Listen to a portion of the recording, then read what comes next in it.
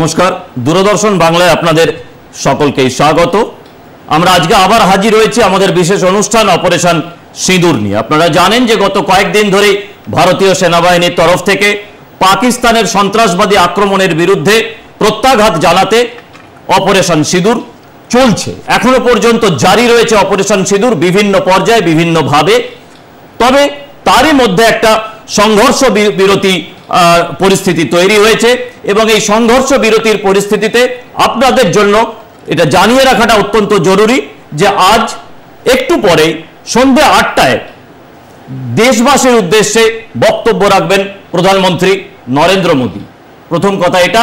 দ্বিতীয় কথা হচ্ছে যে বৈঠকের জন্য আপনারা সবাই উৎসুক হয়েছিলেন, অর্থাৎ ভারতবর্ষের ডিরেক্টর জেনারেল মিলিটারি অপারেশনের সঙ্গে পাকিস্তানের ডিরেক্টর জেনারেল মিলিটারি অপারেশনের ফোনালাপ, সেই ফোনালাপও সম্পন্ন হয়েছে যথাসময় সরকারের পক্ষ থেকে বা সেনাবাহিনীর পক্ষ থেকে এই ফোনালাপের বিষয়ে বিস্তারিত জানানো হবে দেশবাসীকে। আমরা যে আলোচনা করব সেই আলোচনার মাঝখানেই আপনারা দেশবাসীর উদ্দেশ্যে প্রধানমন্ত্রীর যে ভাষণ সেটা শুনতে পাবেন এবং চেষ্টা করব তারপরে আমরা আবার ওই প্রধানমন্ত্রীর ভাষণ নিয়ে আমাদের যারা বিশেষজ্ঞ রয়েছেন তাদের সঙ্গে আলোচনা করবার। আমাদের সঙ্গে যারা আজকে স্টুডিওতে অতিথি হিসাবে হাজির হয়েছেন তাদের সঙ্গে আপনাদের একবার পরিচয় করিয়ে দিই। বিশিষ্ট অর্থনীতিবিদ, আমার ঠিক বাঁদিকে রয়েছেন ডক্টর অনিন্দিতা সেন, মাঝখানে রয়েছেন বিশিষ্ট সাংবাদিক অশোক সেনগুপ্ত।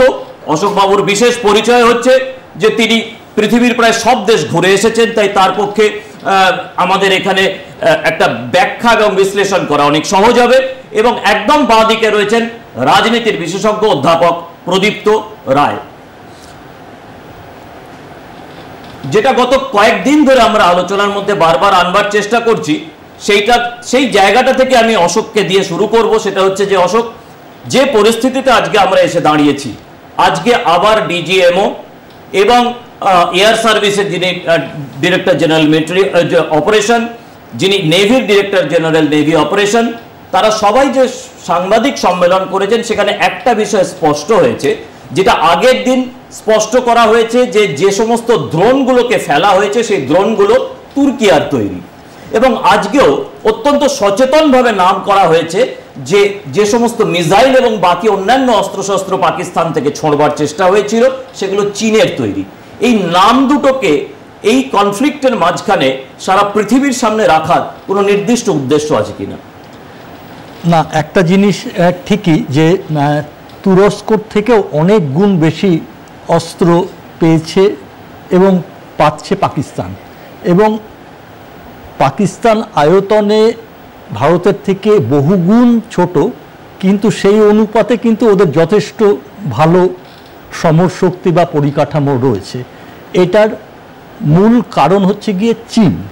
কারণ 2016 পর্যন্ত আমেরিকা, মার্কিন যুক্তরাষ্ট্র অনেক অস্ত্র বা সরঞ্জাম পাকিস্তানকে সরবরাহ করেছে, কিন্তু পাকিস্তান সেই সমরাস্ত্রগুলি এমন কাজে ব্যবহার করেছে যেটা নিয়ে আলোচনা বা বিতর্ক উঠেছিল। অনেক জঙ্গি গোষ্ঠীর হাতে চলে গিয়েছিল সেই অস্ত্র। আমেরিকা তখন সেই অস্ত্র সরবরাহ কমিয়ে দেয়, কিন্তু কমিয়ে বা বন্ধ করে দিলেও সেই গ্যাপটা তৎক্ষণাৎ পূরণ করে দেয় চীন। এবং আমার কাছে তথ্য রয়েছে যে কিভাবে আমেরিকার সমরাস্ত্র কমে গেল এবং সেই ঘাটতিটা চীন সঙ্গে সঙ্গে পূরণ করে দিল। এই মুহূর্তে প্রায় 15 আনা অস্ত্র পাকিস্তানের সরবরাহ করছে চীন। তার ফলে চীনের বিরুদ্ধে একটা প্রশ্ন তো উঠছেই, এবং কেন চীন করছে সেটাও সকলেই জানে, সেটা আমার জন্য আর কোনো বিশ্লেষণের দরকার হয় না। আর তুরস্ক কিছুটা আছে, তবে তুরস্কের পরিমাণটা অনেকটাই কম, চীনই ম্যাক্সিমাম। এখন যুদ্ধ চলবে কি না বা সেটার পেছনে অনেক ব্যাখ্যা রয়েছে। আমেরিকা কতখানি কি ভাবছে, ভারত কতখানি কি ভাবছে, সেই ভাবনাগুলি প্রতি মুহূর্তে বদলাচ্ছে পরিস্থিতি অনুযায়ী। চীনের ভূমিকাটাও কীরকম সেটাও সবাই পর্যবেক্ষণ করার চেষ্টা করছে। এই কারণে বোঝানো সম্ভব না যুদ্ধ আদৌ চলবে কি না, বা চললে কী পরিবেশে বা কী মাত্রায় চলবে। তবে প্রদীপ্ত, ঠিক প্রদীপ্ত, মানে একটা অদ্ভুত ধরনের ছেলে খেলা আমাদের ভারতবর্ষে সবসময় ঘটে, বিশেষ করে এই সামাজিক মাধ্যম আসার পরে একটা প্রবলভাবে ছেলে খেলা শুরু হয়েছে। মানে আমরা গত 3-4 দিন ধরে আমাদের এই বিশেষ অনুষ্ঠানে আমরা প্রায় আলোচনা করবার চেষ্টা করছি, বোঝবার চেষ্টা করছি যে মানে পাড়ার হাত কাটা মূলো আর ডাল মানে গাল কাটা বেগুনের মাঝখানে যে লড়াইটা হয়, এই আমাদের সমাজ মাধ্যমে যারা বিপ্লবী আছেন তাদের এই একই ধরনের ধারণা। অশোক যেটা দিয়ে শুরু করলেন যে কি কারণে, বা আমি যেটা দিয়ে শুরু করলাম যে কি কারণে মার্কিন সমরাস্ত্রের পরিমাণটা পাকিস্তানের কাছে কমে গেল এবং কেন সেই জায়গাটা, খালি জায়গাটা ভর্তি করবার জন্য চীন ঝাঁপিয়ে পড়েছে, এই বিষয়গুলো বোঝা এবং কেন আমরা এই মুহূর্তে তথাকথিত সংঘর্ষ বিরতি মেনে নিয়েছি, এই সবগুলোর মাঝখানে যদি একটা রাজনৈতিক বিশ্লেষণের প্রাথমিক দিকটা প্রদীপ্ত দেওয়ার চেষ্টা করো। হ্যাঁ প্রসেনজিৎ দা, ধন্যবাদ। মূলত 3টে প্রশ্ন আমি খুব ছোট করে অ্যাড্রেস করার চেষ্টা করব। প্রথমটা হচ্ছে যে খুব সহজভাবে বলতে গেলে যেটা আপনি বলছিলেন যে দুটো পাড়ার মধ্যে ঝগড়া এবং একটা সোশ্যাল মিডিয়াতে ছেলে খেলা, ব্যাপারটা কিন্তু ছেলে খেলা নয়, এটাকে বলা হয় 5th জেনারেশন ওয়ারফেয়ার বা 4th জেনারেশন ওয়ারফেয়ারের একটা পার্ট। যে ইনফরমেশন ওভারলোড করে দাও, এত বেশি ইনফরমেশন দিয়ে দাও যে কোন ইনফরমেশনটা প্রপার এবং কোনটা মানে একদম বেবুনিয়াদ, সেইটাকে যাতে মানুষ ধরতে না পারে, তাতে মানে একটা দেশের মোরাল ডাউন হয়, তাতে একটা সৈন্যবাহিনীর মোরাল ডাউন হয়। আপনি দেখবেন যে ওদের যিনি ডিফেন্স মিনিস্টার, যিনি মানে প্রায় যুদ্ধটাকে একটা মানে স্ট্যান্ড আপ কমেডির জায়গায় নিয়ে চলে গেছিলেন তার বক্তব্যের মধ্যে দিয়ে, তিনি কোট করছেন যে উনি ভারতীয় সোশ্যাল মিডিয়াতে দেখেছেন যে রাফাল নাকি ওনারা গান ডাউন করেছেন এবং সেটা গান ডাউন করে কোথায় এসছে না ভারতে চলে এসছে। মানে এই হাস্যকর বক্তব্যগুলো কিন্তু আপাতভাবে হাস্যকর মনে হলেও এটা পেছনে একটা এটা রণকৌশল থাকে, এটা একদম ছেলে খেলার বিষয় নয়। আর দ্বিতীয়ত আপনি যে প্রশ্নটা করলেন যে ভারত এখন এরকম অবস্থায় একটা সিজ ফায়ারে কেন রাজি হলো এবং কি ক্যালকুলেশনটা, খুব ছোট করে আমাদের এটা বোঝা দরকার। ভারত কিন্তু সিজ ফায়ার শব্দটা ব্যবহারই করেনি। ভারত যেটা ব্যবহার করে সেটা হচ্ছে stoppage of firing. Seize fire, truce, stoppage of firing এইগুলো টেকনিক্যালি কিন্তু আলাদা। খুব মানে ছোট করে বুঝতে গেলে সিজ ফায়ার কথাটার মানে হচ্ছে দুপক্ষ যুদ্ধ বিরতিতে গেল এবং তারা একটা ডিপ্লোম্যাটিক রিলেশনশিপ বা ইকোনমিক রিলেশনশিপ যাতে ভবিষ্যতে নিয়ে যেতে পারা যায় তার প্রথম পদক্ষেপটা নিল একটা মিডিয়েটারের মাধ্যমে। কিন্তু ভারতবর্ষ বারবার বলে দিচ্ছে এটা পরিষ্কারভাবে যে যুদ্ধ হবে কি হবে না সেটা পাকিস্তান ডিসাইড করবে, কিন্তু যুদ্ধের রূপটা কি হবে, তার পরিণাম কি হবে সেটা ভারতবর্ষ ডিসাইড করবে। একটা আগ্রাসনকে আমরা অ্যাক্ট অফ ওয়ার হিসেবে কনসিডার করব এবং আবারও এর থেকে বেশি আমরা বারবার এসকেলেশনের দিকে যাইনি, বলেছি যে সমান পরিমাণ আমরা আঘাত হানবো, কিন্তু আমার মনে হয় ভারতবর্ষের এই জায়গাটাকে ভেঙে দিয়ে প্রপোর্শনেট কাউন্টারের জায়গায় ডিসপ্রপোর্শনেট কাউন্টারের দিকে যাওয়ার সময় এসে, যেটা ইসরায়েল বারবার করে থাকে যে ডিসপ্রপোর্শনেট কাউন্টার মানে মানে মানে আপনি আমাকে যদি 2টো মারেন আমি আপনাকে 10টা মারবো, তাহলেই তো আমি মানে ভবিষ্যতে আপনার অ্যাটাকটাকে আটকাতে পারবো। এটাকে থিওরি অফ ডেটারেন্স বলা হয় রিয়েলিজমের তত্ত্ব অনুযায়ী। কিন্তু এই জায়গাটা এখনো ভারতবর্ষ ক্লিয়ার করেনি, তবে ভারতবর্ষ এটাকে সিজ ফায়ার হিসেবে কিন্তু অ্যাকসেপ্ট করেনি। ভারতবর্ষের কাছে এটা স্টপেজ অফ ফায়ারিং।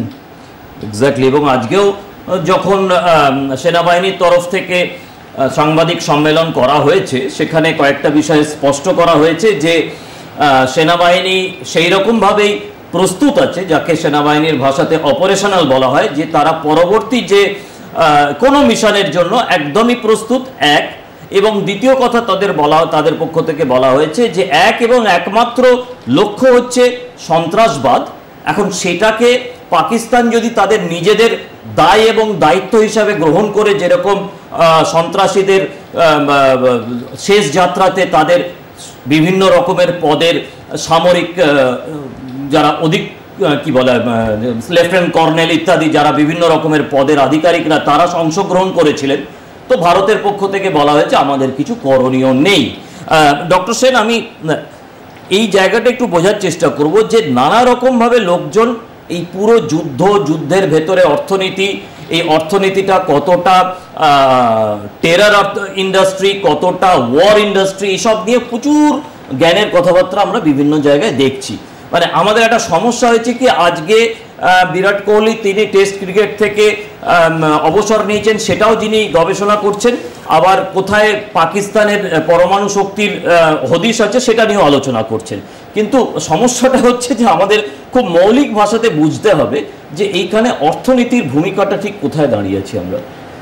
আসলে যুদ্ধ ব্যাপারটাই কিন্তু অনেকগুলো ফ্রন্টে হয় এবং ইকোনমিক ফ্রন্টটাও কিন্তু একটা economic competition, the race for supremacy, যে কোন দেশ কাকে টক্কর দিয়ে উঠবে তার সাথে কিন্তু সামরিক যুদ্ধর একটা প্রচণ্ড টাই থাকে।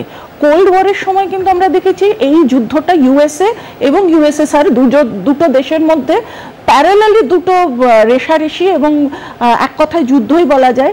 ইকোনমিক ফ্রন্টে কম্পিটিশন এবং তার সাথে সাথে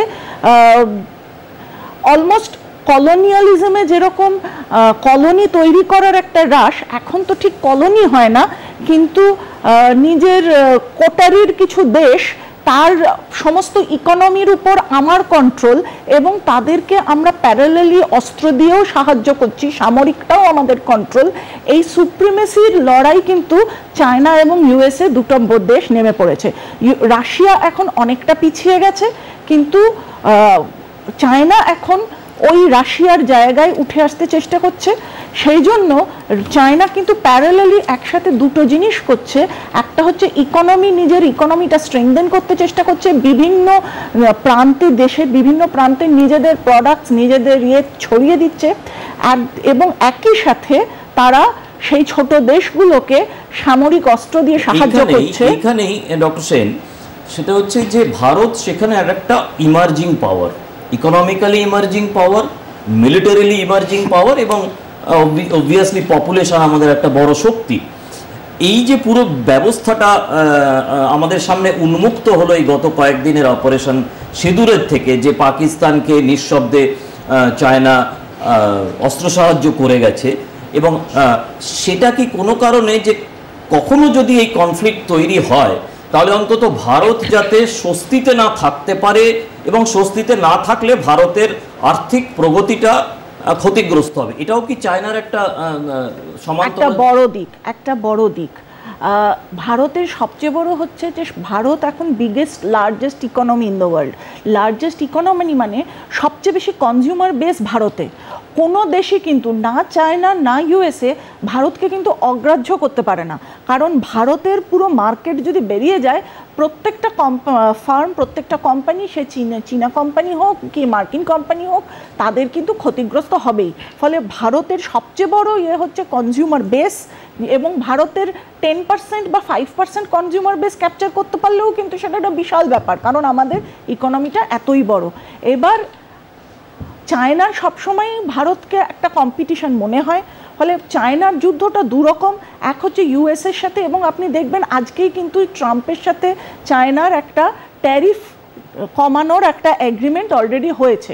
তো এই মানে এই সব রকম ওয়ারফেয়ার কিন্তু প্যারালালি চলছে, এবং এটা একটা তিনকোনা একটা যুদ্ধর মতো, যেখানে ইন্ডিয়া অতটা চায়নার ইউএসের সাথে টক্কর না দিলেও তারা কিন্তু দে আর আ পাওয়ার টু রেকন উইথ। এটুকু কিন্তু আমি আসছি অশোক আপনার কাছে, কিন্তু মানে যেটা দাঁড়াচ্ছে যে আমরা আমাদের মতো প্রগতির চেষ্টা করছি, আমরা অন্য কারোর বিষয়তে খুব একটা ভাবিত নই, কিন্তু আমাদের প্রগতির কারণে দুটো বৃহৎ শক্তি অর্থাৎ ইউএসএ এবং চায়না, তারা কোনো একটা জায়গাতে নিজেদেরকে থ্রেটের জায়গায় রাখছেন, এবং তারা ভারতবর্ষকে বিব্রত রাখবার জন্য একটা প্রচেষ্টা চালিয়ে যাচ্ছেন। আমরা আলোচনাটা এগিয়ে নিয়ে যাব, কিন্তু তার আগে একটা ছোট বিজ্ঞাপনের বিরতি নিয়ে নিই, ফিরে আসছি তারপরে।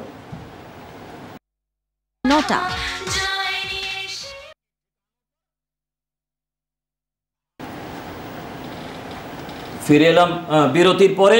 অশোক, আপনাকে পরিচয় করবার সময় তো আমি বলছিলাম যে আপনি প্রচুর দেশ ঘুরেছেন, এটা সাংবাদিক হিসাবে আমাদের একটা ঈর্ষার বিষয় যে আপনি এই ঘটনাটা কিভাবে ঘটিয়েছেন আপনার জীবনে, কিন্তু তাই সেই অভিজ্ঞতাটা আমরা একটুখানি দর্শকদের সামনে অন্যভাবে পেশ করতে চাই। সেটা হচ্ছে যে এত বিভিন্ন রকমের ছোট ছোট দেশ রয়েছে, ইউরোপের গাদা গাদা ছোট দেশ, আফ্রিকার গাদা গাদা ছোট দেশ, এই দেশগুলোর একটা বড় অংশ চীনের এই আর্থিক আগ্রাসনের কবজায় পড়েছে বলে আমরা মোটামুটিভাবে ভেবে নিতে পারি। কিন্তু এরকমও একটা শোনা যাচ্ছে যে এখন তারা কোনো একটা জায়গাতে তাদের বোধহয় এটা উপলব্ধি হয়েছে যে তারা ফাঁদে পড়েছে এবং ভারতবর্ষ তার কোনো আগ্রাসী ইতিহাস নেই গত কয়েক হাজার বছরে, এবং সেই কারণে হয়তো যেমন আফ্রিকার যে একটা ইউনিয়ন তৈরি করা হয়েছে তাদের সঙ্গে ভারতবর্ষের সম্পর্কটা ক্রমশ একটা শক্ত জায়গাতে পৌঁছচ্ছে, বিশেষ করে G20-তে তাদের যখন বিশেষভাবে আমন্ত্রণ জানানো হয়েছিল। তো এই অভিজ্ঞতাটা কি ছোট ছোট দেশগুলো এইরকম কনফ্লিক্টের সময় কি ধরনের ভূমিকা পালন করে? না, একটা জিনিস ঠিকই, গত 1.5 দশকে ভারতের পররাষ্ট্র সম্পর্ক বা পররাষ্ট্র নীতি বেশ শক্তিশালী হয়েছে। আমাদের যিনি পররাষ্ট্রমন্ত্রী তার এ ব্যাপারে দক্ষতা মোটামুটি সর্বজনস্বীকৃত বা সর্বজনবিদিত। তা তিনি যথাসম্ভব বুদ্ধিমত্তার সঙ্গে এই টোটাল বিভিন্ন দেশের সঙ্গে পারস্পরিক সম্পর্কগুলি বজায় রাখার চেষ্টা করছেন। ভারতের একটা বড় সমস্যা হচ্ছে গিয়ে পাশে চীন একটা বৃহৎ শক্তি। চীনের সঙ্গে সম্পর্ক বজায় রেখে আবার চীনের উপর একটা নির্ভরশীলতা রয়েছে পাকিস্তান এবং বাংলাদেশের, যেটাও ভারতকে মাথায় রাখতে হয়। এপাশের দুটো প্রতিবেশী রাষ্ট্র, ভারতও জানে যে চীন ওদের অভিভাবক হিসেবে একটা মস্ত বড় শক্তি রয়েছে। ইউরোপে এই সমস্যাটা ঠিক অতটা ওরকম কোনো দেশের আছে বলে আমার জানা নেই, বরং ইউরোপের দেশগুলি সবই ছোট ছোট দেশ, একেবারে ছোট ছোট দেশ।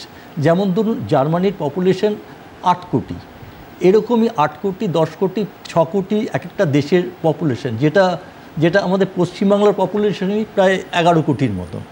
তা এই জার্মানি ধরুন এই বার্লিন বাদ দিলে বা ইউরোপে লন্ডন বাদ দিলে মানে খুব কম শহর আছে এত পপুলেশনের মানে দেশ, সব ছোট ছোট দেশ, এবং এদের প্রত্যেকের মধ্যে সম্পর্কগুলি অত্যন্ত ভালো। আপনারা সব জানেন যে সেঙ্গেন চুক্তি চালু হওয়ার পর এদের মধ্যে সেই ভিসার ব্যাপারটাও উঠে গিয়েছে। যখন জার্মানি থেকে আপনি প্রতিবেশী দেশে যাচ্ছেন আপনি বুঝবেন না যে একটা দেশ থেকে আরেক দেশে যাচ্ছেন, যেটা আমাদের এখানে ভারত, বাংলাদেশ, পাকিস্তান, চীন একেবারেই হলো না। মানে ইউরোপের ব্যাপারটা এত সুন্দরভাবে ওরা গুছিয়ে নিয়েছে, মানে ওখানে পারস্পরিক যুদ্ধের ব্যাপার ভাবাই যায় না। হয়তো কিছু মতানৈক্য থাকতেই পারে। আর এই প্রসঙ্গে আমি ছোট্ট করে আরেকটা কথা বলিনি, ডক্টর সেন যেটা বলছিলেন এই দুটো পয়েন্ট নিয়ে, তুমিও যেটা বললে যে বিব্রত এবং অর্থনীতি, এই যে কথাটা আমি একটা ছোট্ট হিসেব বলি। 2014 থেকে 2024 এই 1 দশকে পাকিস্তান চীনের কাছ থেকে অস্ত্র কিনেছে প্রায় $900 বিলিয়ন, ইকুয়াল টু $900 বিলিয়ন। মানে পাকিস্তানের মতো একটা গরিব, আমরা তথাকথিত গরিব দেশ, সে কী করে এত অস্ত্র কিনলো এটাও ভাবার, এবং চীনও তাকে বিক্রি করেছে। তা মজাটা এখানে আমি একটুখানি, আমাদের প্রায় সময় হয়ে আসছে যে প্রধানমন্ত্রী তার ভাষণ শুরু করবেন, আমি প্রদীপ্তর কাছে একটু বুঝে নিই। মজাটা এরকম যে একদিকে IMF বা ওয়ার্ল্ড ব্যাংক পাকিস্তানকে ঘুরে দাঁড়ানোর জন্য পয়সা দিচ্ছে, আবার সেই পয়সাটা দিয়েই তারা হয়তো ওই IMF বা ওয়ার্ল্ড ব্যাংকের সদস্য দেশগুলোর কাছ থেকে সমপরিমাণ অস্ত্র কিনছে। এটা একটা অদ্ভুত ভিসিয়াস সার্কেল। এটা আমার গত কয়েকদিনে মনে হয়েছে যেটা এটা একমাত্র উদ্দেশ্য হচ্ছে ভারতকে বিব্রত করে রাখা, আর কোনো কারণ নেই। দেখুন, এটা তো আমাদের মানতে হবে যে ভারতকে রাস্তা করে দেওয়ার দায় পৃথিবীর কারণ নয়, ভারতকে নিজের রাস্তা নিজেকে করে নিতে হবে। তো এই দেশগুলো তাদের যদি, এবং আপনি ইউরোপের বহু দেশের দেখবেন ইনক্লুডিং রাশিয়া, তারা কিন্তু যুদ্ধের যে সমরাস্ত্র এইসব বিক্রি করে ঘুরে দাঁড়িয়েছে, তাদের অর্থনীতি চাঙ্গা হয়েছে বাকিরা যাতে যুদ্ধ করে এই বিশ্বাসের ভিত্তিতে। কাজেই মানে ওয়ার ইকোনমিক্সের ওপর লোকে ডিপেন্ড করবে, সেটা তাদের স্বাধীনতা। আমরা বরঞ্চ মূর্খের মতো আমাদের পুরো যে আর্সেনালটা, যেটা মানে ব্রিটিশরা ছেড়ে দিয়ে গেছিলো, সেটাকে স্বতঃপ্রণোদিতভাবে ধ্বংস করেছি। যাই হোক, সেটা অন্য প্রসঙ্গ। কিন্তু মূল বক্তব্য যেটা হচ্ছে যে ভারতের বিরোধিতা বা এইভাবে একটা ব্লক পলিটিক্সের জায়গা থেকে না দেখে আমার মনে হয় ভারতের সাথে কিন্তু বহু বিষয়ে, বহু জিনিসে অন্যান্য দেশগুলো ইনক্লুডিং চায়না, তারা কিন্তু অনেক সময় সহযোগিতাও করে। এখন যে অবস্থাটা হয়ে দাঁড়িয়েছে তাতে প্রমাণিত যে, এবং এটা আমেরিকার একটা বিরাট ফেস লস, যে রাশিয়ান এয়ার ডিফেন্স সিস্টেম দিয়ে আমেরিকান মানে ফাইটার ফ্লাইট ইয়েকে ভাঙা হচ্ছে। আপনার সঙ্গে দেশ একমত, আপনার সঙ্গে প্রধানমন্ত্রী একমত যে সিঁদুর, অপারেশন সিঁদুর বন্ধ হয়নি, স্থগিত হয়েছে মাত্র।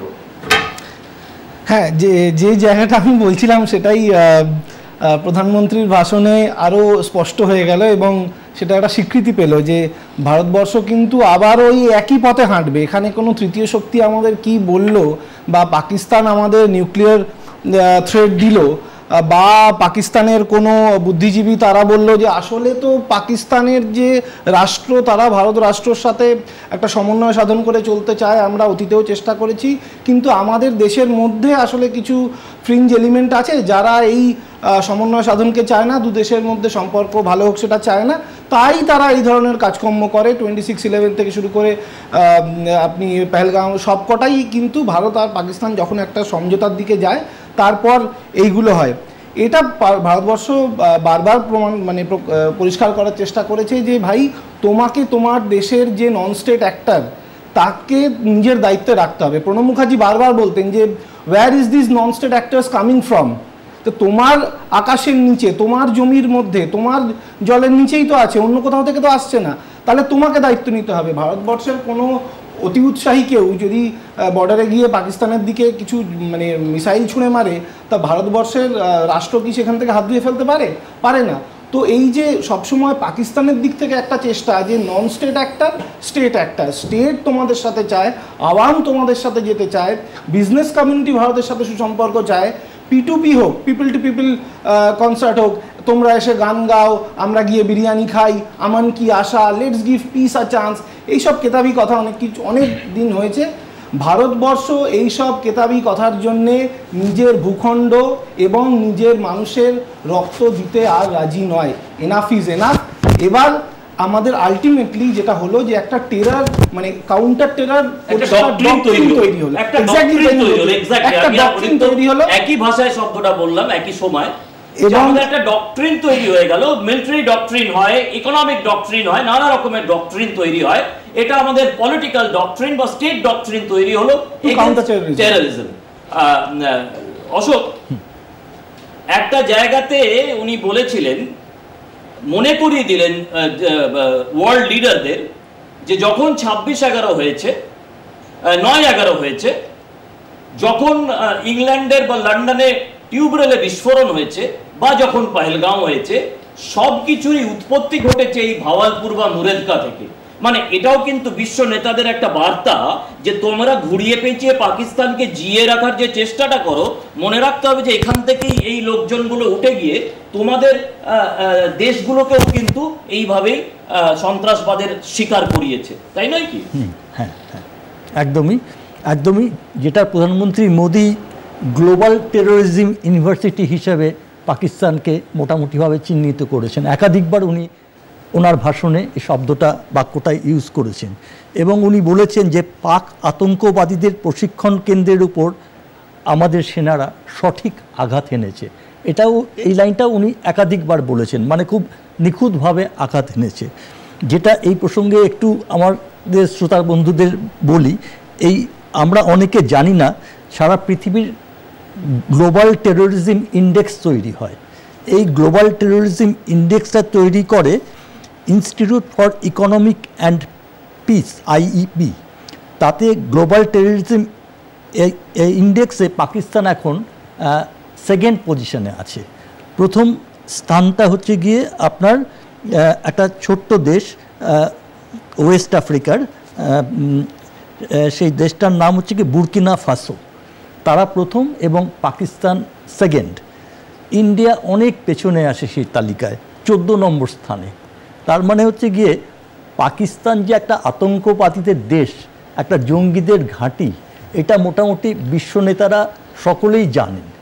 এবার কেউ কারো স্বার্থে সেটা স্বীকার করতে পারেন বা না স্বীকার করতে পারেন, কিন্তু এই যে ইন্ডেক্সটা তৈরি হয় অনেক প্যারামিটারের উপর বেস করে এবং খুব নিখুঁতভাবে তৈরি হয়। তারা তথ্য দিয়ে জানিয়েছে 2023 থেকে 2024-এর মধ্যে 45%, 45% বৃদ্ধি পেয়েছে টেরোরিজম ডেথ ইন পাকিস্তান।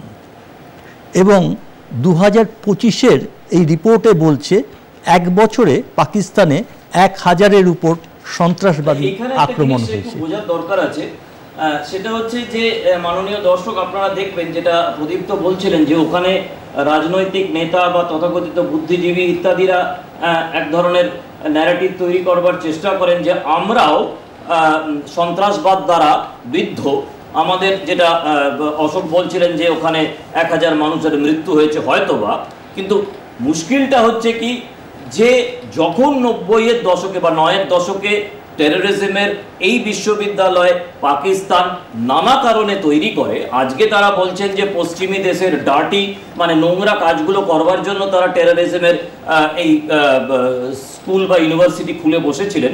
এটা কোনো কাজের কথা নয়। যদি দেশের একটা কোনো ইথোস থেকে থাকে, একটা দেশের যদি কোনো মেরুদণ্ড থেকে থাকে, তাহলে তারা তাদের মতো করে চলবে। এরকম আজকে 2025-এ দাঁড়িয়ে যখন ভারতবর্ষের কাছে মার খাচ্ছে, তখন পশ্চিমী দেশের ওপরে দায়ের ঠেলে ফেলাটা এটা কোনো, এর মধ্যে কোনো যৌক্তিকতা নেই। তো যখন তারা গ্লোবাল টেররিস্ট ইউনিভার্সিটিটা তৈরি করছিল, আমি ডক্টর সেনের কাছে আসব যে তারা এইটাকে সামনে নিয়ে অর্থনীতিতে নানা রকমের সুযোগ সুবিধা বিশ্বের বিভিন্ন দেশ থেকে পেয়ে আসছিল, যে আর্থিক সুযোগ সুবিধাতে তাদের সৈন্যবাহিনীর যারা আধিকারিক তারা আজ পর্যন্ত বেশ রসে বসে আছেন এবং রাজনৈতিক নেতারা রসে বসে আছেন। তাহলে তারা একদিকে বলছেন যে তারা স্টেট অ্যাক্টর আর নন স্টেট অ্যাক্টর দুটো আলাদা, কিন্তু নন স্টেট অ্যাক্টরের টাকাটাই কিন্তু স্টেট অ্যাক্টররাই ব্যবহার করছেন। ডক্টর সেন, সেই রকমই তো আপাত দৃষ্টিতে তো তাই দেখাই যাচ্ছে, যদিও সেটা প্রমাণ সাপেক্ষ ইন দ্য সেন্স যে পাকিস্তান তো সেটা স্বীকার করছে না, সেটা স্বীকার করবেও না, সেটা স্বীকার করবে এটা এক্সপেক্টও করা যায় না। আমার আজকে প্রধানমন্ত্রীর বক্তৃতার প্রথম সেন্টেন্সটা খুবই পছন্দ হলো, যে আমরা যে শুধু আমাদের ক্ষমতা দেখিয়েছি তা নয়, এই অপারেশন সিঁদুরে কিন্তু আমরা আমাদের সংযমটাও দেখিয়েছি, আমাদের ধৈর্য, আমাদের সংযম, যে আমরা চাইলেই, আমরাও একটা নিউক্লিয়ার পাওয়ার, আমরা চাইলেই প্রথমেই কিন্তু আমাদের সমস্ত ক্ষমতা পাকিস্তানের সাধারণ মানুষের উপর কিন্তু ঝাঁপিয়ে পড়িনি সমস্ত ক্ষমতা নিয়ে। আমাদের টার্গেটেড ইয়ে ছিল যে আমরা কিছু জঙ্গি ঘাঁটি ভাঙবো, এবং যদি পাক সেনা সে তাদেরকে সাপোর্ট করে বা তাদেরকে প্রোটেকশন দিতে চেষ্টা করে, তাহলে আমরা পাক সেনার যে ইনফ্রাস্ট্রাকচার সেটা ধ্বংস করব। কিন্তু ভারত কিন্তু সেই দিক থেকে সংযম দেখিয়েছে যে পাকিস্তানের সাধারণ লোকের উপর কিন্তু ঝাঁপিয়ে পড়েনি। এটাও কিন্তু একটা খুব বড় দিক যেটা প্রধানমন্ত্রী বলেছেন, এবং প্রধানমন্ত্রীর পুরো ভাষণে কিন্তু যেটা আমার যেটা হয়েছে যে আমাদের যুদ্ধ কিন্তু সন্ত্রাসের বিরুদ্ধে, সন্ত্রাসকে সাপোর্ট করছে বা সন্ত্রাসকে প্রোটেকশন দিচ্ছে যে স্টেট, সেই স্টেটের বিরুদ্ধে। কিন্তু সেই স্টেটের বিরুদ্ধে যত রকমভাবে আমাদেরকে যত দিক থেকে, মানে এর তো অনেক রকম দিক হয়, শুধু মিলিটারি ক্ষমতা নয়, ইকোনমিক্যালি আমরা যদি ট্রেড দিয়ে তাদেরকে চেপে দিতে পারি, আমরা জল বন্ধ করে যদি আমরা যত দিক থেকে পারবো সেটাকে চেপে ধরার চেষ্টা করব, তাতে সাধারণ মানুষের অসুবিধা তো হবে অবশ্যই। কিন্তু আসল কথা হচ্ছে যে ওদেরকে একটু কোণঠাসা করা, যাতে আর্থিকভাবে কোণঠাসা হলেই কিন্তু আস্তে আস্তে লোকে, মানে পেটে টান পড়লে যেরকম এটা হয়। পাকিস্তানের একটা দেখবেন, এই যে চায়না পাকিস্তানের উপর এতটা করছে, একটু ভৌগোলিক এটা দেখবেন, চায়নার পুরো বর্ডার বা কোস্ট কিন্তু ইস্টে, মানে চায়না যদি আফ্রিকা, এবং আপনি প্রথমেই বললেন চায়না আফ্রিকাকে ওই ছোট দেশগুলো কবজা করার চেষ্টা করছে, সেই কবজা করতে গেলে কিন্তু পাকিস্তানের ওই পোর্ট চায়নার কাছে কিন্তু অসম্ভব প্রয়োজনীয়, কারণ চায়নার এন্টায়ার কোস্ট লাইন সেটা পুরো ইস্টে, চায়নার ওয়েস্টে কিন্তু কোনো বন্দর নেই। ফলে ইকোনমিক পারপাসেও কিন্তু ওই রুটটা করার জন্য পাকিস্তানকে চায়নার দরকার। এবার ইকোনমিক এবং সামরিক দুটো একসাথে কম্বাইন্ড হয়ে যেই জিনিসটা একটা ভয়াবহ জায়গায় গেছে, সেটা কাউন্টার করতে গেলে ইন্ডিয়াকে ইকোনমিক এবং মিলিটারি দুটো একসাথে কিন্তু সাঁড়াশি চাপে ধরতে হবে। যে কোনো একটা আমরা শুধু যুদ্ধ করে গেলাম এবং আমাদের সমস্ত ইকোনমিক ক্ষমতা দিয়ে আমরা শুধু মিসাইল ডিফেন্স কিনে গেলাম, এইটা করলে কিন্তু ইন্ডিয়ার চলবে না। এবং সেইখানেই কিন্তু ইন্ডিয়ার সংযম, যে ইন্ডিয়া যদি নিজেকে ইকোনমিক সুপার পাওয়ার হিসাবে প্রতিষ্ঠিত করতে পারে, তাহলেই কিন্তু ওই সাঁড়াশি চাপ দিয়ে দুদিক দিয়ে একসাথে ইকোনমিক্যালি এবং মিলিটারি। ডক্টর সেন আপনাকেই বলছি যে আমার একটা জায়গা দেখে বা শুনে মনে হলো যে এই এত রকমের একটা উত্তেজনাময় পরিস্থিতির মধ্যে ভারতবর্ষের ব্যবসাটা কিন্তু প্রধানমন্ত্রী করে গেলেন। কি করে গেলেন? তিনি বললেন যে এইবারের লড়াইটা মেক ইন ইন্ডিয়া, ভারতে তৈরি সমরাস্ত্র দিয়ে করা সম্ভব হয়েছে। এই বার্তাটাও কিন্তু পৃথিবীর বিভিন্ন দেশকে বোধহয় প্রধানমন্ত্রী দিলেন যে এখন, এবং তিনি এইভাবেও কিন্তু ব্যাপারটাকে আর্থিক দিক থেকে বোঝানোর চেষ্টা করেছেন যে আমাদের দেশে তৈরি সমরাস্ত্র টেস্টেড নাও, এখন পরীক্ষা হয়ে গেছে, আপনারা কিনতে পারেন।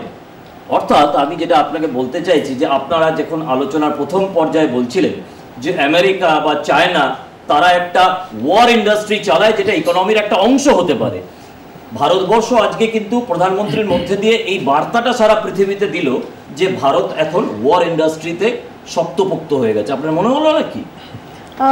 ভারত এখন অব্দি তো ওয়ার ইন্ডাস্ট্রিতে শক্তপোক্ত কিনা আমি মানে এটা একটা ইঙ্গিত একটা ইয়ে হলো যে অন্তত আমরা ওয়ার ইন্ডাস্ট্রিতে না গেলেও আমরা সেলফ সাফিসিয়েন্ট হওয়ার চেষ্টা করছি। তোলা জলে কাজ না করে আমাদের নিজেদের জলের উৎস নিজেদের তৈরি করার চেষ্টা করছি, সেই সেলফ সাফিসিয়েন্সির দিকে যাচ্ছি। এবার আমি অন্তত আশা করব যে ওই বাকি ওই দেশগুলোর মতো ইন্ডিয়াও উল্টে ওদেরকে কাউন্টার করার জন্য যুদ্ধাস্ত্রের ইয়ে করে, মানে ওদেরটা আমার খুব খারাপ লেগেছে বলে আমার দেশে করতে শুরু করলো। তবে হ্যাঁ উনি বলেছেন যে যুদ্ধ করারও এটা সময় নয়, কিন্তু সেলফ সাফিসিয়েন্ট হওয়াটা খুব প্রয়োজন। বিভিন্ন দেশ অস্ত্র কিনবে এই বিষয়ে কোনো সন্দেহ নেই। আমার কাছ থেকে না কিনুক, এক্স এর কাছ থেকে কিনবে, ওয়াই এর কাছ থেকে কিনবে। আমি যুদ্ধ না চাইলেও সেই যুদ্ধের ব্যবসাটা আমার যারা অর্থনীতির প্রগতির ক্ষেত্রে প্রতিদ্বন্দ্বী তারা কিন্তু একটা বড় জিডিপির অংশ কিন্তু এই জায়গা থেকে পাচ্ছে। অশোক একদমই ঠিক। আমি এই অস্ত্র ব্যবসার আগে ডক্টর সেনের একটা লাইনের পুনরুক্তি করছি। উনি বলেছেন যে জল বন্ধের কথা উনি বলেছেন, মানে যুদ্ধ মানে তো শুধু সমরাস্ত্র নয়, যুদ্ধ মানে হচ্ছে কি এক দেশকে কত রকমভাবে চাপে রাখা যায়, এবং এই পথগুলি বার করার জন্য একটা মুন্সিয়ানা দরকার, গবেষণা দরকার। এবং উনি যেটা বলেছেন আজকে সকালেই, এখন থেকে 9 ঘন্টা আগে তথাগত রায় এক্স হ্যান্ডেলে একটা বার্তা দিয়েছেন। বার্তাটা আমি ছোট্ট করে পড়ছি, একদম ডাইরেক্টলি এটার সঙ্গেই যুক্ত। উনি বলেছেন, India's real test will be not to restore Pakistan's water supply or to supply overmuch of it when they least need it. There will be tremendous international pressure on India. India should then act as Israel has done in Gaza or China in Xinjiang. এবং এই x হ্যান্ডেলের মেসেজটা উনি link করেছেন doctor S Jaishankar এবং বিক্রম মিস্ত্রির সঙ্গে।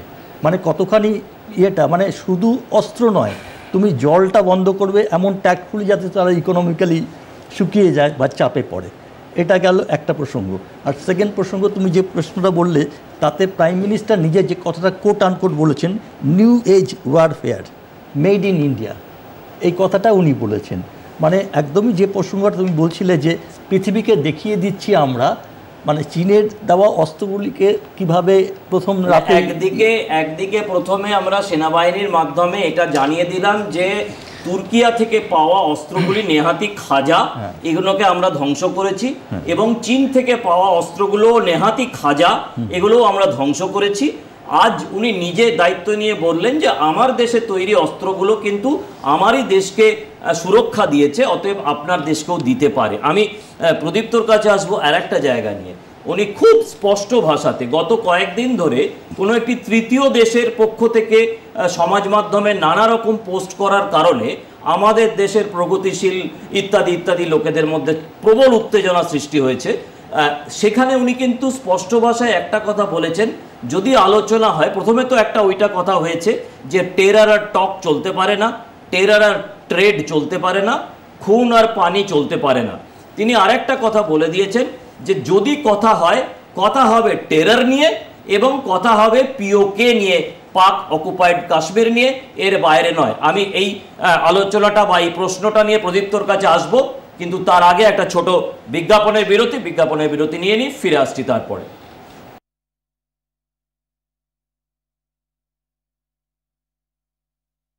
দর্জি বাবু নমস্কার, দুটো ড্রেস বানাতে হবে, ঠিক আছে? ঠিক এইরকম, একটাতে পাফ স্লিভস হবে দড়ির সাথে, আর আরেকটায় সালোয়ারের সাথে না সুন্দর করে সাইড পিস করে দেবেন। শার্টটা লম্বা একদম ছোট রাখবেন ক্রসপিং টাংসের সঙ্গে, আর ওড়নায় না স্ক্যালপের সাথে ফ্যান্সি লেস রেখে দেবেন। তবে দর্জি বাবু 4 দিন পর পার্টি আছে, এগুলো হয়ে যাবে তো? হয়ে যাবে। কিভাবে?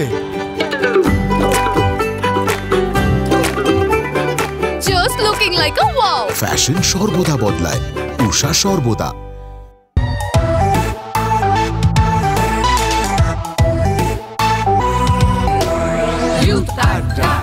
রকে আড্ডা, করে মাঠে আড্ডা, কফি হাউস আড্ডা, ইউথ আড্ডা, পিওর আড্ডা, খোলা মেলা আড্ডা, মন ভালো করা আড্ডা,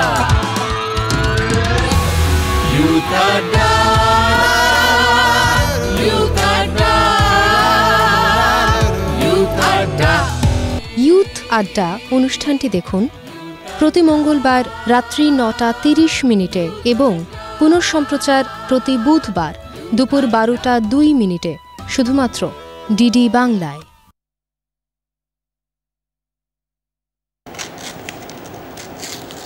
ফিরে এলাম বিরতির পরে। প্রদীপ্ত, যে প্রশ্নটা ছেড়ে গেছিলাম বিরতির আগে, যে তৃতীয় দেশ লাফিয়ে তাদের এই সিজ ফায়ারের ব্যাপারে কৃতিত্ব নেওয়ার চেষ্টায় ছিল, তাদেরকে স্পষ্ট বার্তা যে যদি আলোচনা করবার ক্ষেত্রে কোনো রকম সুযোগ থাকে তাহলে দুটো বিষয়তেই একমাত্র আলোচনা হবে, একটা হচ্ছে টেরর অর্থাৎ সন্ত্রাসবাদ, আর একটা হচ্ছে পাক অকুপাইড কাশ্মীর যেটা পাকিস্তান দখল করে রেখেছে। একদমই। ভারত মোটামুটি যখন স্বাধীনতা পেয়েছিল তার কয়েকদিন পরেই ইউএনএতে এই বিষয়টা নিয়ে গেছিল যে যাতে একটা মাল্টিল্যাটারাল ফোরাতে আলোচনা হয়। তারপরে দীর্ঘ প্রায় 50-60 বছর ধরে আমরা আলোচনা করেছি যে দ্বিপাক্ষিক বিষয়, এটা ভারত পাকিস্তান কথা বলে আলোচনার মাধ্যমে জিনিসটাকে মেটাবে এবং অন্য কোনো তৃতীয় পক্ষকে আমরা অ্যালাউ করব না। কিন্তু গত যদি আমরা 5-10 বছর দেখি, নরেন্দ্র মোদীর সময় মোটামুটি একটা ডক্ট্রিন আবার দাঁড়িয়ে গেছে যে এটা একটা ইউনিল্যাটারাল বিষয়, মানে জম্মু অ্যান্ড কাশ্মীর নিয়ে আমরা পাকিস্তানের সাথেও আলোচনা করব না। সেখানে জম্মু অ্যান্ড কাশ্মীরের কিছু রাজনৈতিক দল তাতে আপত্তি জানিয়েছিল, কিন্তু তাতে কিছু যায় আসেনি। শুধুমাত্র পাক অকুপাইড কাশ্মীর নিয়েই আমরা পাকিস্তানের সাথে কথা বলবো এবং সেটা তারা কিভাবে কখন প্রত্যার্পণ করছে সেই বিষয়। এটা গেল নাম্বার 1। দ্বিতীয়ত হচ্ছে টেরার এবং টক, এই দুটো একসাথে চলে না। দেখবেন যে মানে একটা শান্তি বা লিবারেলিজমের একটা বক্তব্য আছে যেখানে বলা হয় যে এনগেজ করো, দুপক্ষের মধ্যে ডিএসকেলেট করো, যত বেশি ব্যবসা বাণিজ্য হবে। এটা একটা প্যারামিটার, ডেমোক্রেটিক পিস থিওরি বলা হয় তাকে। তা 7-8টা প্যারামিটার দিয়ে বোঝা যায় যে কিভাবে সংঘাত এবং মানে যুদ্ধের বাতাবরণকে পিছনে ফেলে দুটো সমাজ এবং দুটো দেশের মধ্যে শান্তি প্রক্রিয়া প্রতিষ্ঠিত হতে পারে। কিন্তু ভারতবর্ষের যদি আমরা অভিজ্ঞতা দেখি, এসব হয় না। এগুলো ইউরোপে হয়তো হতে পারে, কিন্তু ভারতবর্ষের বাস্তব অন্য কিছু অভিজ্ঞতা আমাদের দিয়েছে। আমাদের এটা বোঝা হয়ে গেছে যে পাকিস্তানের সাথে আমাদের কোনো ভবিষ্যৎ নেই। আমাদের অ্যাসপিরেশন আর পাকিস্তানের অ্যাসপিরেশন আলাদা। আমরা মানে পাকিস্তান 1000 বছর ধরে আমাদের সাথে যুদ্ধ করতে রাজি আছে, আমরা ওদের একদিনও কোনো রকমভাবে এনগেজ করতে রাজি নই। ওরা ভালো থাকুক, আলাদা থাকুক, আমরা সেটা নিয়ে বদার নই। আমাদের অ্যাসপিরেশন একটা ফার্স্ট ওয়ার্ল্ড কান্ট্রির অ্যাসপিরেশন। আমরা মানে আগামী শতাব্দীতে বা মানে আগামী কয়েক বছরে পৃথিবীকে লিড করতে চাই, মানে একটা গ্লোবাল পাওয়ার হতে চাই বা গ্লোবাল প্লেয়ার হতে চাই। এই জায়গায় দাঁড়িয়ে পাকিস্তানের সাথে আমাদের এই তুতু ম্যায় এটা চলে না। তো এই যে জায়গাটা, এখানে আমরা কোনো রকম তৃতীয় শক্তিকে তো মানবই না। পাকিস্তানের সাথেও আমরা কাশ্মীর বিষয়ে কথা বলবো না। পাকিস্তানের সাথে আমরা একটা বিষয়ে কথা বলতে পারি, সেটা হচ্ছে যে ওরা সন্ত্রাসবাদটা যেন থামায় এবং কাশ্মীরটা কবে কিভাবে ফেরত দেবে।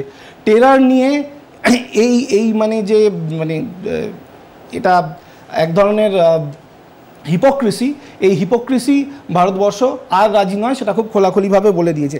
আর শান্তির ব্যাপারে ভারত এটা খুব পরিষ্কার করে দিয়েছে যে এই যে এতদিন শান্তি বলতে বোঝাতো যে যুদ্ধ করব না, যুদ্ধ খারাপ জিনিস, আমরা আর্মামেন্ট করব না, অস্ত্র তৈরি করব না, অস্ত্রের ব্যবসা খারাপ, এই যে বক্তব্যগুলো ছিল এটা কিন্তু পৃথিবীর যে অভিজ্ঞতা সেই জায়গা থেকে এটা বেবুনিয়াদ।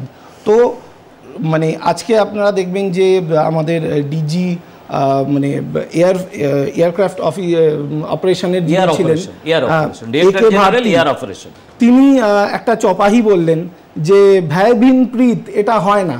তার আগে মানে প্রেস মিটে যেটা বলা হলো যে সেটা খুব বিখ্যাত, আমাদের রামধারী সিং দিনকরের রাশ্মিরাথি থেকে ইন্ডিয়ান আর্মি বারবার ওটাকে কোট করছিল, যেখানে শ্রীকৃষ্ণ বলছেন যে মানে এবার যদি তুমি এই শান্তির বাণী না শোনো তাহলে যুদ্ধ হবে, এবং সেই যুদ্ধ ভয়ঙ্কর যুদ্ধ হবে, যেখানে তুমি নিজেকে আমার মধ্যে খুঁজে পাবে, দুর্যোধনকে বলছেন। এবং দুর্যোধন এখানে পাকিস্তানের মতো সমান, যে কোনোভাবেই শান্তি চায় না, সে সবসময় জিনিসটাকে র্যাডিকালাইজ করতে চায়।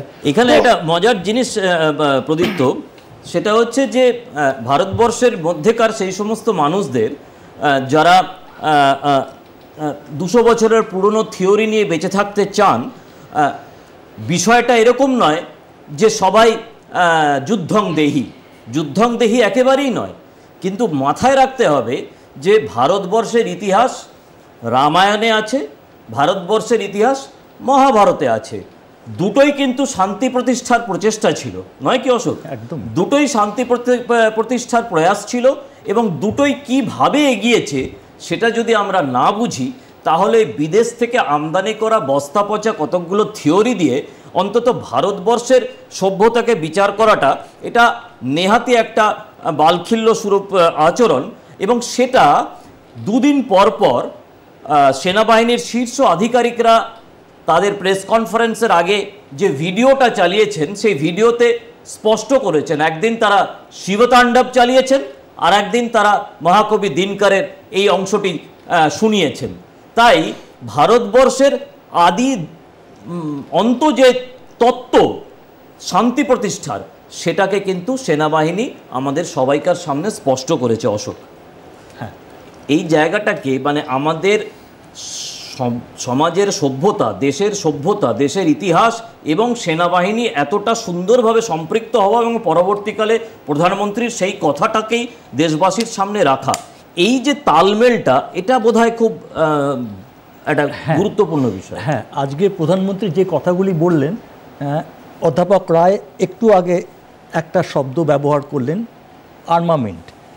এই কথাটা কিন্তু খুব, যেটা প্রধানমন্ত্রীও বলেছেন, বৃহৎ শক্তিগুলিকে বুঝিয়ে দিয়েছেন যে দেখো আমাদের কিন্তু কোনোভাবে দুর্বল ভেবো না, আমরা চাইলে অনেক কিছু করতে পারি।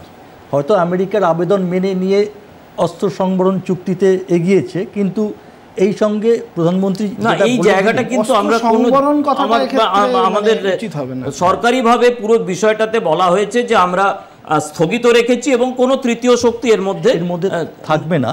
এবং প্রধানমন্ত্রী যেটা বুঝিয়ে দিয়েছেন যে আমরা কিন্তু নিজেরা যথেষ্ট শক্তিশালী। এই দিক থেকে আমাদের 2025 সালে ইন্ডিয়ার টোটাল ডিফেন্স বাজেট হচ্ছে গিয়ে 6.81 লক্ষ কোটি টাকা, মানে যে পরিমাণটা খুব হিউজ। মানে ইউএস ডলারের দিক থেকে 81 বিলিয়ন ইউএস ডলার, এটা দেশের জিডিপির প্রায় 2%। মানে প্রধানমন্ত্রী আজকে এই নিউ এজ ওয়ারফেয়ার এবং মেড ইন ইন্ডিয়া এই কথা দুটোর উপর জোর দিয়েছেন। এই ফিগারগুলি কিন্তু সেটা করবোরেট করছে। মানে উনি এমন নয় যে খালি মুখে একটা কথা বলে নিজের শক্তিটা দেখাচ্ছেন। ইউএসএ এবং চীনের পরে কিন্তু এদিক থেকে ভারতের স্থান, এবং ইন্ডিয়ার টার্গেট হচ্ছে গিয়ে 2025 থেকে 29-এর মধ্যে ইউএসকে টপকে যাওয়ার প্ল্যান, অন্তত এদিক থেকে।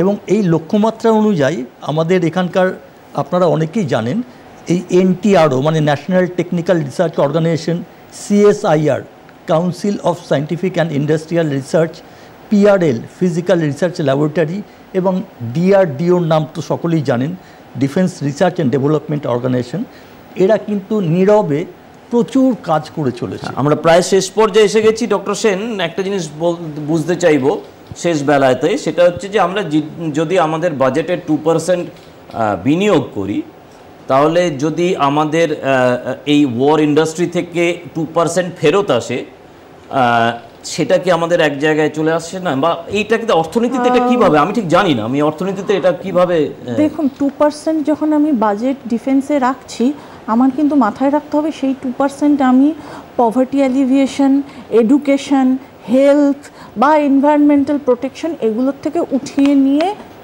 ইয়েতে দিচ্ছি, ডিফেন্সে দিচ্ছি। ফলে ডিফেন্স বাজেটটা ডিসপ্রপোর্শনেট বড় হয়ে গেলে কিন্তু আমাদের ইকোনমিক সুপার পাওয়ার হওয়ার যে ইচ্ছাটা বা অ্যাসপিরেশনটা সেখানে কিন্তু আমাদের বাধা পড়বে। এবং আমার ধারণা এইটার দিকেই আমাদের ঠেলে দেওয়ার চেষ্টা হচ্ছে, যেটা আপনি বলছেন যে ওরা বাকিরা সুপার পাওয়ার হওয়াটা, ইন্ডিয়ার হওয়াটা কত রকমভাবে আটকাতে পারে। এটা কিন্তু একটা আটকানোর একটা খুব সহজ উপায়, যে এমনভাবে বিধ্বস্ত করে দাও যে বাধ্য হয়ে ডিফেন্স বাজেটটা বাড়িয়ে যাচ্ছি, আরও বাড়িয়ে যাচ্ছি, যাতে আমার অন্যান্য দিকে আমার বাজেটটা অবশ্যই কমাতে হবে, কারণ বাজেট তো ফ্লেক্সিবল নয়, বাজেট তো একটা ইয়ের মধ্যে রয়েছে। তো আমি যখন অন্য দিকটা কেটে ডিফেন্সটা বাড়িয়ে দেব, তখন কিন্তু আমার ওই সুপার পাওয়ার হওয়ার বা ফার্স্ট ওয়ার্ল্ড কান্ট্রি হওয়ার ইয়েটা কিন্তু স্পিডটা কিন্তু আমার অবশ্যইভাবেই কমে যাবে। সেখানে ইন্ডিয়াকে একটা ব্যালেন্স করতে হবে। অথচ আবার অন্যটাও যদি করি যে আমি ডিফেন্সে একেবারেই রাখলাম না, তাহলে তো লোকে আমাদের টেকেন ফর গ্রান্টেড নিয়ে আমাদের উপর দিয়ে একদম রোলার কোস্টার চালিয়ে দেবে। দুটোর কোনোটাই ডিজায়ারেবল না। ফলে টাইট রোপটা ব্যালেন্স করতে হবে। আমাদের সময় একেবারেই শেষ। আমাদের জানেন যে টেলিভিশনে একটা ওয়ান লাইনার দিয়ে শেষ করতে হয়। প্রদীপ্ত, ভারতবর্ষ আবারও প্রমাণ করলো যে ভারতবর্ষের এই যে শক্তি এবং শান্তি, যে কথাটা অটল বিহারী বাজপেয়ী বলতেন, সেই লাইনে ভারত এগোচ্ছে। এবং ভারতকে এইভাবে মানে যেভাবে পাকিস্তান চেষ্টা করছে বা অন্যান্যরা চেষ্টা করছে, এইভাবে ঠিক আটকানো যাবে না, কারণ ভারতবর্ষ একটা ব্যালেন্সড গ্রোথের দিকে এগোচ্ছে। এবং মানে this is the right step towards becoming a major player in global politics. প্রধানমন্ত্রী মোদী আজকে যে কথাগুলি বলেছেন, আমার কাছে সবথেকে ক্যাচি লেগেছে। উনি বলেছেন এটা আমাদের মা বোনেদের সিঁদুর অক্ষুণ্ণ রাখার অঙ্গীকার, এবং সেই সঙ্গে বলেছেন স্রেফ নাম নয়, দেশের কোটি কোটি লোকের ভাবনার প্রতিবিম্ব। মানে এর থেকে বড় আবেগপূর্ণ কথা বোধহয় হয় না। ঠিক। ডক্টর সেন, আবারও যেটা বলবো, ভারত এই কয়েক দিনে অসম্ভব ক্ষমতা এবং সংযম দুটো একসাথে কি করে ব্যালেন্সিং একটা যে ভারত করতে জানে, সেটা কিন্তু খুব সুন্দরভাবে, খুব কড়াভাবে সারা পৃথিবীকে বুঝিয়ে দিয়েছে।